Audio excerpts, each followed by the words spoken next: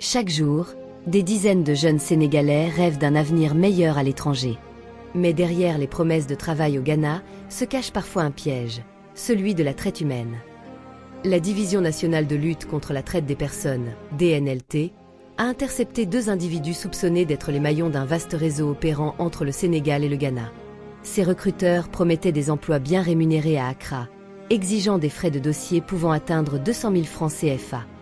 Tout commence sur les réseaux sociaux, de fausses annonces, des promesses de contrats et des intermédiaires de confiance. Une fois au Ghana, les victimes se retrouvent enfermées, privées de leurs papiers et contraintes à verser davantage d'argent sous menace.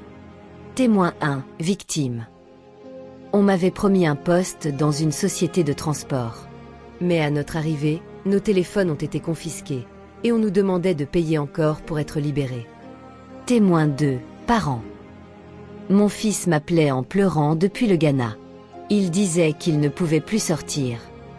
Alerté par des familles, la DNLT a ouvert une enquête et intercepté 2 intermédiaires à Dakar. Ces arrestations ont permis d'identifier le réseau transnational et de coopérer avec les autorités ghanéennes pour secourir les victimes. Ce drame doit servir d'avertissement. Aucune offre d'emploi à l'étranger ne devrait exiger d'argent avant le départ. La DNLT invite les jeunes à vérifier toute annonce suspecte et à signaler les cas d'escroquerie. Parce qu'un rêve d'avenir ne doit jamais se transformer en cauchemar.